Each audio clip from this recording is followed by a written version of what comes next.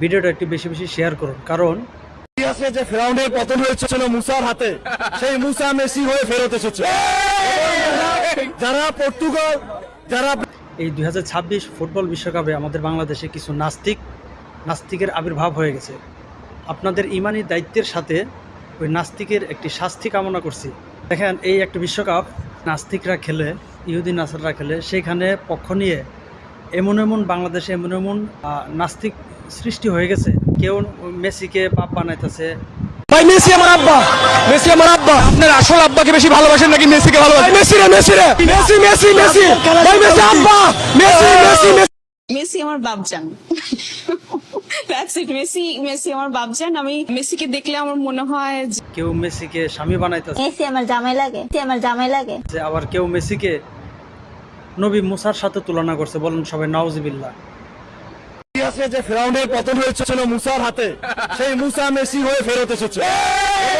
মুসা নবী কিন্তু আর্জেন্টিনায় ছিলেন না। মুসা নবীর জন্ম সম্ভবত, আমি যতটুকু জানি, মিশরেই ছিলেন, এবং সেইখানে ফেরাউনকে ধ্বংস করছেন, কিন্তু মুসা নবী ধ্বংস করেন নাই। আল্লাহর পক্ষ থেকেই তাকে ধ্বংস করা হয়েছে। এবং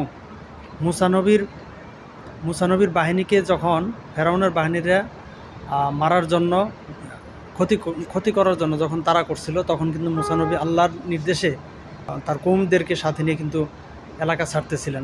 যখনই সামনে নদী দেখা গেল, তখন আর যাওয়ার কোনো রাস্তা পেল না। তখন আল্লাহ পাক আল্লাহর হুকুমে মুসা নবীর লাঠি দিয়ে এই নদীটাকে রাস্তা বানানো হলো আল্লাহর হুকুমে। তো ওই রাস্তা দিয়ে মুসা নবী এবং তার বাহিনী সম্পূর্ণ পার হয়ে গেল। এরপর ফেরাউন আসলো। ফেরাউন আসার পর ওই রাস্তা দিয়ে যখন যায়, তখন আল্লাহ পাক তার কুদরতি হুকুমে আবার সে পানিটাকে আগের মতো করে দিয়ে ফেরাউনকে, তার কওমকে সহ সেখানে ধ্বংস করে দিল। সেখানে আমরা বলতে পারি যে মুসা নবী এখানে ফেরাউনকে ধ্বংস করে নাই, ধ্বংস করছে আল্লাহ তাআলার পক্ষ থেকে, এবং আল্লাহ তাআলাই ধ্বংস করছে।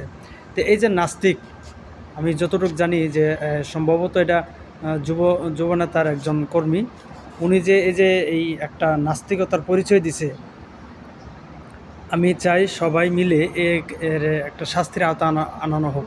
আপনারা সকলেই ভিডিওটা শেয়ার করুন এবং আমার পক্ষ থেকে তার বিরুদ্ধে একটা মামলা করে দেন। ইসলামের কোনো বিষয় জানা অজানা নিয়ে কটূক্তি করা এবং মুসা নবীকে ব্যঙ্গ করা, এটা একদম দুঃখজনক। আপনারা সকলেই এটার প্রতিবাদ জানান এবং এই কুলাঙ্গারটার বিরুদ্ধে একটি মামলা করেন, যেন এর একটা উপযুক্ত শাস্তি হয়। ভিডিওটা বেশি বেশি করে শেয়ার করেন। ইমানি দায়িত্বের সাথে একটু ভিডিওটা বেশি বেশি করে শেয়ার করুন, ইনশাআল্লাহ। আসসালামু আলাইকুম।